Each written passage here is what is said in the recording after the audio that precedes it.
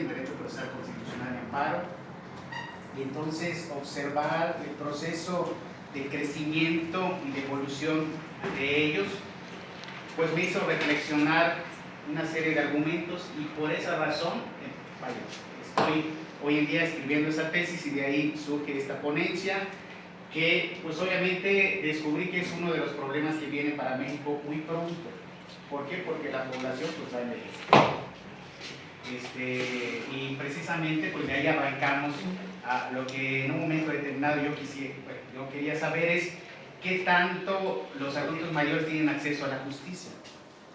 en el sentido de que conforme va pasando la edad, y vamos a descubrir a través de la ponencia, pues ellos se convierten en un grupo vulnerable. Ahora aquí está. Bueno, pues brevemente la estructura de la ponencia, pues la breve introducción, un marco referencial, un planteamiento del problema que yo me hago precisamente al hacer esta ponencia, una conclusión, una pequeña propuesta y la bibliografía. Pues, ya no nos da tiempo de poder ponerla ahí, pero pues sí está en la ponencia. Hemos descubierto que algunos autores sostienen que los signos del envejecimiento se dan en tres factores, ¿verdad? Que es la edad física, la edad psicológica y la edad social. Es decir, la edad física, pues con los años, la psicológica es precisamente cómo se siente el adulto mayor. En ocasiones algunos a una edad avanzada aún se sienten jóvenes, jóvenes de corazón, ¿verdad? Pero algunos en un momento determinado entran en un proceso de depresión y empiezan a aislarse de las relaciones sociales. En ocasiones algunos de ellos no tienen, por ejemplo, acceso a una pensión, o no tienen, por así decirlo, familia,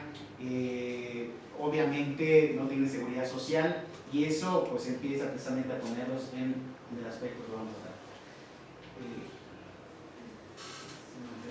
Bien, pues la Ley de Derecho de las Personas de Adultos Mayores, en su artículo 3, fracción primera, define a las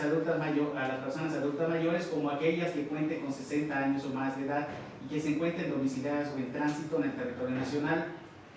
El INEGI, que es un dato duro, dice que la edad de vida hoy, en el 2016, para un mexicano es de 75 años. Y hace más o menos como que un estudio exponencial y dice que en el año 2050 los que tendrán 60 años serán 32.64 millones de mexicanos. De ahí el problema, y de aquí entonces mi interés de estudiar precisamente a este grupo vulnerable, y que sin darme cuenta pues se va a convertir en una de mis líneas de investigación, que ahora pues, estamos incursionando todavía como párvulos, ¿verdad?, en el proceso de la investigación, pero queremos dedicarnos, y esa precisamente va a ser una de mis líneas de investigación. Bueno, los derechos humanos, pues ustedes ya saben, ¿verdad?, se distinguen entre derechos humanos y derechos fundamentales. Encontramos a un autor, Geoffredo Angulo López, que es un maestro de la Universidad Autónoma de Yucatán, que él sostiene que la diferencia está en la coercibilidad. Mientras los derechos humanos, pues, si bien es cierto que le pertenecen a las personas, son pues denunciados o, por así decirlo, resguardados por organismos que no tienen coercibilidad. En cambio, los derechos fundamentales pues, están en la Constitución, y entonces el propio Estado, cada Estado, va a buscar algunos mecanismos de defensa de esos derechos humanos. Sabemos también, para efectos de no entrar por cuestiones de tiempo a ciertas situaciones, pues que algunas personas dicen que esos derechos humanos se agrupan en pues, las famosas, ¿no?, generaciones de acuerdo a su orden de aparición, ¿verdad?, los derechos civiles, los políticos y los sociales. Haciendo yo este proceso de investigación, bueno, yo estaba cursando una maestría en Derecho Procesal Constitucional y Amparo y la terminé, y hasta ahora que empiezo a hacer el estudio entiendo qué fue lo que yo estudié, porque según yo estudié Derecho de Amparo y no sabía de dónde venía el Derecho Procesal Constitucional, que es precisamente el derecho que va a resguardar a la Constitución y a los derechos humanos. Entonces, pues obviamente los organismos de defensa de los derechos humanos que tiene el Estado mexicano, pues uno de ellos es el juicio político, previsto en el artículo 110 de la Constitución, la acción de inconstitucionalidad prevista en el artículo 105, fracción primera de la Constitución, la acción abstracta de constitucionalidad prevista en el artículo 105, fracción segunda, el procedimiento de investigación de la Suprema Corte de Justicia de la Nación, artículo 97, fracción segunda y tercera. Y el juicio de amparo, previsto en el artículo 113 y 107 de la Constitución, el juicio de protección de derechos políticos electorales, previsto en el artículo 99, fracción quinta de la Constitución, el juicio de revisión constitucional electoral, previsto en el artículo 99, fracción cuarta, y los organismos protectores de derechos humanos, inspirados en el modelo escandinavo del Ombudsman, previsto en el artículo 102. Bueno, pues el amparo pues tiene una de sus raíces en Manuel Crescencio Rejón, que en esa época Yucatán y Campeche pues eran lo mismo, y se dice que pues el amparo en un principio viene de ahí. Después hay las discusiones doctrinales de que si Mariano Otero fue el que hizo el juicio de amparo o no, pero bueno, eso no es el motivo de esta ponencia, pero el amparo viene a representar en México lo que está diciendo el artículo 25, fracción primera del Pacto de San José, donde se dice que debe de ser un recurso efectivo, que le dé la oportunidad al ciudadano de proteger sus derechos humanos. Entonces, precisamente, pues parte de lo que estamos dando como ponencia, pues viene de ese elemento de defensa de los derechos humanos, que, como hemos dicho, uno de ellos es el amparo.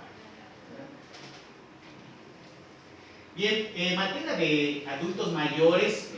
pues consultamos a Angélica Hernández Reyes, que ella dice algunos de los derechos que tienen los adultos mayores, como es un derecho a seguridad social, derecho a la salud, a gozar de una vida adecuada, a no ser discriminado, a un trato digno, a generar ingresos, a derecho a jubilarse, a capacitarse, a vivir seguros, derecho a residir en su hogar, derecho a participar socialmente, derecho a ser tomado en cuenta, derecho a compartir sus conocimientos, de ser útiles, derecho a tener amistades o relaciones amorosas. Es decir, pues ellos también tienen derecho al amor, y eso lo vamos viendo, que algunas personas arriba de 70 años, algunas de ellas en algún, pues a lo mejor en un albergue, pues ahí buscan a su novio o a su novia, porque es parte del derecho que ellos tienen. Sí, es amor. Bien, encontramos algunas declaraciones, tratados, declaraciones y acuerdos que establecen ciertas recomendaciones de protección a los derechos de los adultos mayores. Pues entre ellas está la Carta de Organización de las Naciones Unidas de 1945, la Declaración de los Derechos Humanos de 1948, la Convención sobre el Estado de los Refugiados de 1951, el Convenio 111 de la Organización Internacional del Trabajo de 1958, el Pacto Internacional de Derechos Económicos, Sociales y Culturales de 1966, la Declaración de los Derechos Impedidos de 1975, la Recomendación número 162 de la OIT sobre trabajadores de edad, 1980, la Declaración sobre la Eliminación de Violencia contra la Mujer de 1993, los derechos y libertades para todas las edades, la Comisión de Quebec sobre los Derechos Humanos y Derechos del Niño, la Declaración sobre los Derechos y Responsabilidad de las Personas de Edad, la Asamblea General de las Naciones Unidas, Resolución 4691 del 16 de diciembre del 91, la Carta Africana sobre Derechos Humanos y de los Pueblos de 1981,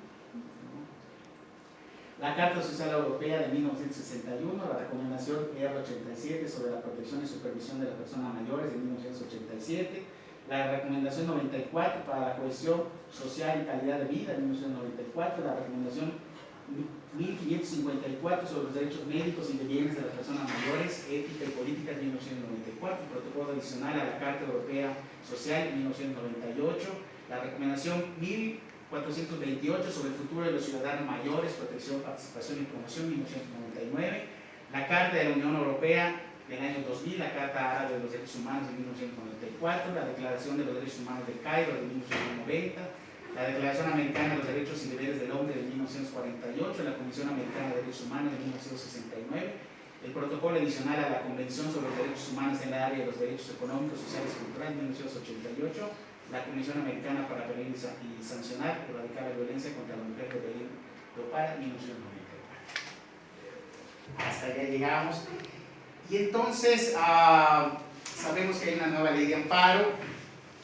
y esa nueva ley de amparo ha traído consigo que se incluyeran algunos elementos importantes, entre ellos la unidad del proceso, el principio de contradicción, la igualdad de armas, la buena fe procesal, la seguridad jurídica, el acceso a la justicia, y también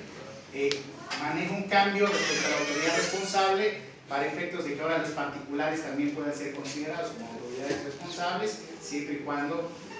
cumplan una serie de parámetros que pone la misma libertad.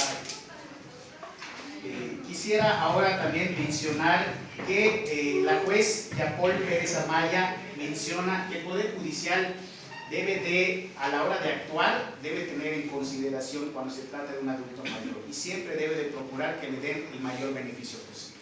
Ahora regreso a la cuestión de amparo. Uno de los principios del amparo es el principio de estricto derecho, que establece entre sus lineamientos que tiene que haber la causa de pedir. Es decir, que para que se pueda en un momento determinado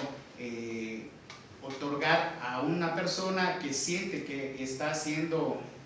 pues agraviada en sus derechos humanos por actos de una autoridad, necesita pues interponer en ese caso el juicio de amparo con una serie de tecnicismos que establece la ley de amparo. Y hay excepciones al principio de estricto derecho, y entonces donde surge la suplencia de la queja deficiente, que hoy la ley de amparo, pues entre otras cosas, la da, por ejemplo, para los ejidatarios en materia agraria, si son ejidatarios o comuneros, en materia laboral, pues la da para los trabajadores, en materia penal para los inculpados, o cuando las víctimas son, por así decirlo, quejosos en un momento determinado, para los niños y para los grupos vulnerables. Sin embargo, pues no están los adultos mayores ahí. Dentro de los antecedentes que estuvimos ubicando, sí hay algunas reglamentaciones que protegen al adulto mayor, pero no lo protege la ley de amparo. Entre las reglamentaciones que lo protegen, por ejemplo, está en el Código Penal Federal, se establece que si un adulto mayor es sujeto a prisión preventiva, en vez de estar, por así decirlo, en el centro de residenciación social, pues puede ser prisión preventiva en su domicilio particular. Y quisiera mencionar también que en el estado de Yucatán el Código de Familia le da un trato preferente al adulto mayor en dos figuras importantes. Una tiene que ver con el tutor, una tiene que ver con el albaceazgo, donde si tiene en un momento determinado una determinada edad, pues lo va a dispensar de desempeñar esa función, en el entendido de que tiene una situación especial. Respecto a la vulnerabilidad del adulto mayor, quisiera yo mencionar un elemento importante del maestro Luis González Plasencia, que precisamente en un libro que tengo entendido que hoy van a presentar, él hace un artículo donde hace referencia a que los seres humanos tenemos 3 criterios respecto a la dignidad, y que esa dignidad, el elemento número 1, dice que puede ser individual, respecto a que cada uno de nosotros es una persona única, irrepetible, y por consiguiente puede ser diversa. Menciona también que hay una dignidad colectiva que tiene que ver con nuestras creencias, con pertenecer a un determinado grupo social, y menciona una tercera categoría donde dice que hay ciertas cuestiones exteriores que nos dan esa dignidad. Y en esa tercera categoría precisamente entran los adultos mayores, que como hemos dicho, por cuestión de edad, empiezan poco a poco a convertirse en un grupo vulnerable.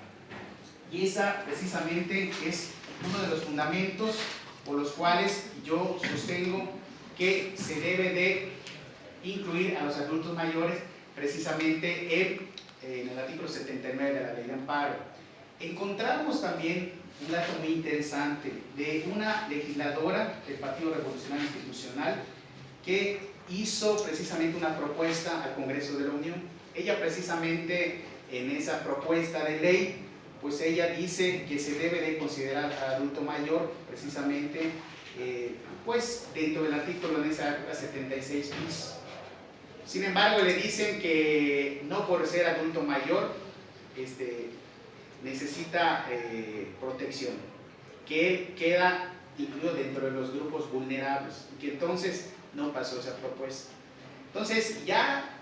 incluso legislativamente a nivel nacional ya la ponencia que yo estoy diciendo pues ya más o menos estaba considerada, y hoy en día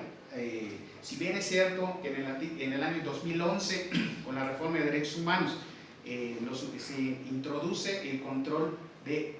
convencionalidad y de constitucionalidad que le imponen en ese caso al juez mexicano, cualquiera que fuera, incluso al juez de amparo, para efectos de que si alguna situación viola derechos humanos, pues pueda aplicar el tratado internacional o la convención que sea más beneficiada para cualquier persona. Nos dice el tecnicismo de la Ley de Amparo: si no invocas, si no haces la causa de pedir, el juez de amparo está amarrado.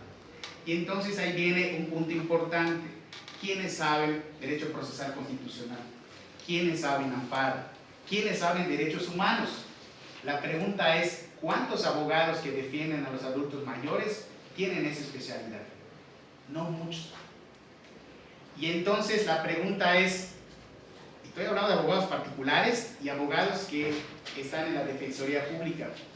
no tienen esa especialidad. Entonces el adulto mayor está en desventaja. Luego entonces, si no hacen un buen planteamiento de la causa de pedir, pues no hay garantía de que les den un acceso efectivo a la justicia. Luego entonces, considero, para efectos de cerrar esta presentación, que algo que garantice en ese caso a los adultos mayores el tener acceso efectivo a la justicia, pues sería precisamente hacer precisamente esa modificación en la ley de amparo, pero además, como ha mencionado alguna de las ponentes que está aquí, pues precisamente capacitar no solo a los jueces de amparo, sino a todos los jueces en materia de derechos humanos, en materia de amparo, pero sobre todo el sensibilizarlos y reconocer, ¿verdad?, que cada uno de nosotros vamos a llegar a esa etapa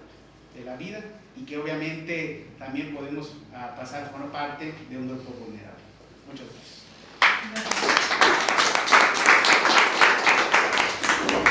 Gracias, Omar. Nos mencionas que también los adultos mayores en su grupo ya está haciendo, no son un grupo vulnerado, se les vulnera de esa manera, ¿no? Como segregando.